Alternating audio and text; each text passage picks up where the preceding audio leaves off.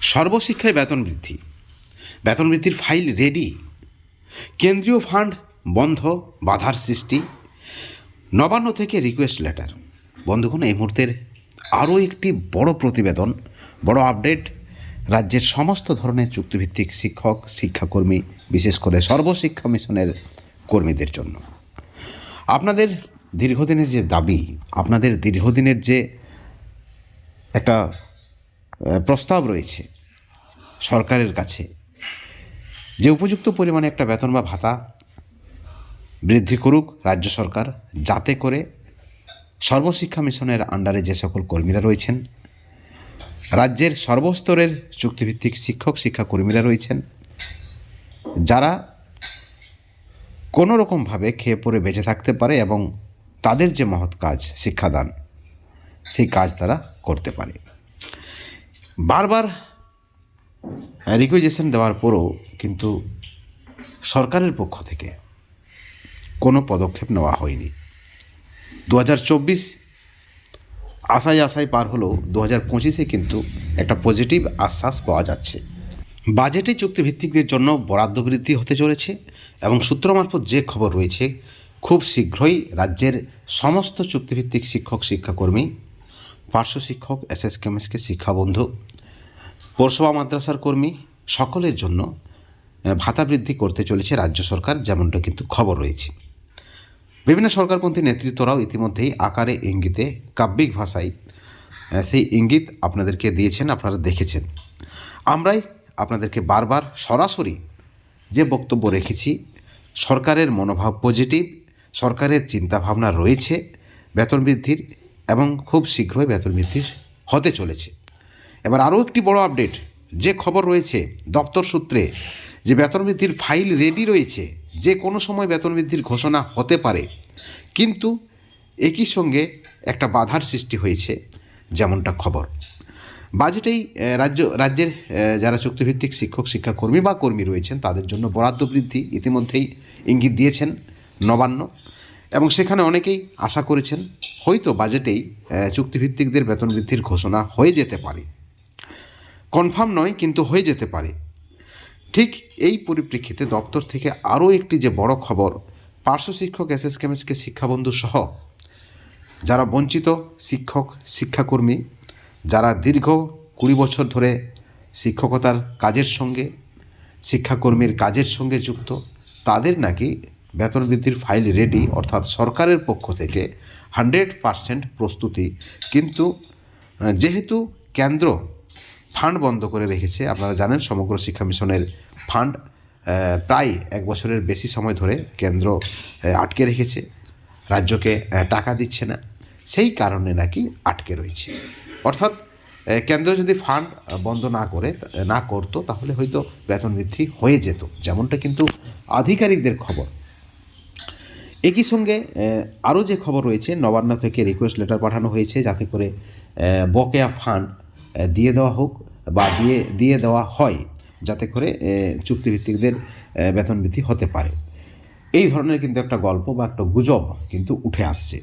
বন্ধুগণ, আপনারা সকলে জানেন রাজ্যের সঙ্গে কেন্দ্রের যে সম্পর্ক, এবং কেন্দ্রের তরফ থেকে যে অভিযোগ রয়েছে, যে বিভিন্ন প্রকল্পের টাকা রাজ্য সরকার নিয়ে থাকে, কেন্দ্রীয় ফান্ড তারা যে পায়, অর্থাৎ রাজ্য যে পায়, সেই ফান্ডের সঠিক নাকি হিসেব দিতে পারেনি রাজ্য, তাই একাধিক কেন্দ্রীয় প্রকল্পের টাকা আটকে দিয়েছে কেন্দ্র। আপনারা জানেন আবাস যোজনা থেকে শুরু করে 100 দিনের কাজের টাকা থেকে শুরু করে সমগ্র শিক্ষা মিশনের টাকা এই মুহূর্তে আটকে রয়েছে।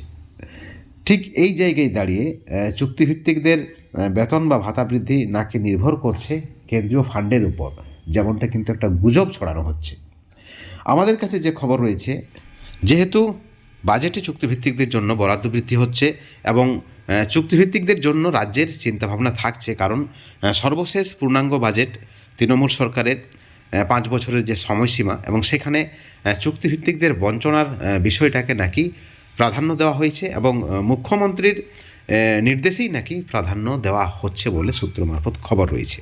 এখন দেখার বিষয়, যে কবে জিও বের হচ্ছে বা কবে সরকারের পক্ষ থেকে বেতন বৃদ্ধির ঘোষণা করা হচ্ছে সেটা কিন্তু অবশ্যই দেখার বিষয়। কিন্তু প্রত্যেকের জন্য প্রত্যেক চুক্তিভিত্তিক শিক্ষক শিক্ষাকর্মী বা যারা কর্মী রয়েছেন, স্বাস্থ্য দপ্তর থেকে শুরু করে পঞ্চায়েত দপ্তর থেকে শুরু করে সমগ্র শিক্ষা মিশনের আন্ডারে যে সকল কর্মীরা রয়েছেন, তাদের প্রত্যেকের জন্য রাজ্য সরকারের ভাবনা চিন্তা থাকছে বলে আমাদের কাছে সূত্র মারফত খবর রয়েছে। এখন প্রশ্ন হচ্ছে কেন্দ্রীয় ফান্ড সেখানে কি হবে, কেন্দ্র ফান্ড আদৌ রিলিজ করবে কি না, এবং সেখানে সেই বিষয়টা রাজ্যের এবং কেন্দ্রের সেখানে চুক্তিভিত্তিকদের বেতন বৃদ্ধিতে কোনো বাধার সৃষ্টি হওয়ার কথা নয়। কিন্তু যেহেতু বিষয়টা উঠে এসেছে তাই আমরা মনে করেছি আপনাদেরকে জানানো। এবং আপনারা সকলে জানেন বাজেট ফেব্রুয়ারির 10-12 থেকে শুরু, এবং সেখানে 2 সপ্তাহ ধরে অধিবেশন চলবে।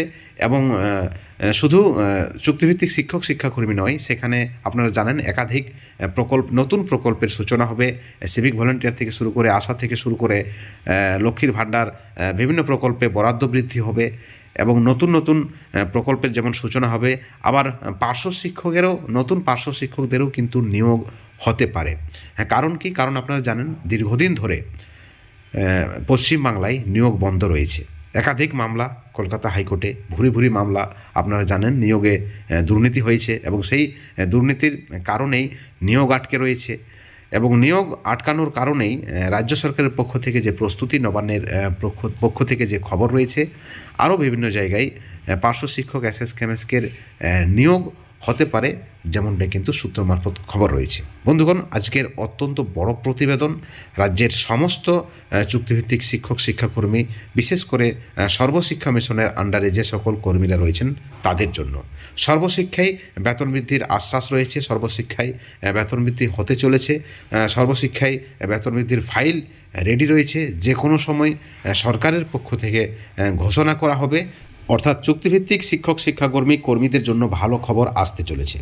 আপনারা ইতিমধ্যে দেখেছেন সরকারপন্থী নেতৃত্বদের অনেকেই কিন্তু কুয়াশার মাঝে রোদের ঝলকানি বা রোদের আশ্বাসের কথা বলেছেন, এবং আকার ইঙ্গিতে তারাও কিন্তু বঞ্চনা অবসানের বা বেতন বৃদ্ধির দিকেই ইঙ্গিত করেছেন। কিন্তু সবথেকে দুঃখের যে বিষয়টা, যে সরকারপন্থী নেতৃত্ব, সরকারের সঙ্গে যোগাযোগ রয়েছে, একেবারে সভাপতি থেকে শুরু করে যারা প্রাক্তন পদে ছিলেন, কিন্তু প্রত্যেকেই আকারে ইঙ্গিতে কাব্যিক ভাষায় যে ইঙ্গিত দিয়েছেন তাও কিন্তু আমরা গ্রহণযোগ্য বলে মনে করি না। কারণ যদি কিছু বলার থাকে রাজ্যের চুক্তিভিত্তিকদের পরিষ্কার বলে দেওয়া উচিত, কারণ তাদের যে বঞ্চনা, সীমাহীন বঞ্চনা, এবং এই বঞ্চনার উপর দাঁড়িয়ে থেকেও কীভাবে হেঁয়ালিপনা করা যায় তা কিন্তু খুবই লজ্জার, আমরা যেমনটা মনে করি। বন্ধুগণ, এই ভিডিওর পরিপ্রেক্ষিতে অবশ্যই আপনাদের সুচিন্তিত মতামত আপনারা চ্যানেলের কমেন্ট সেকশনে কমেন্ট করে জানাবেন। সকলে ভালো থাকবেন, সুস্থ থাকবেন। Thank you so much.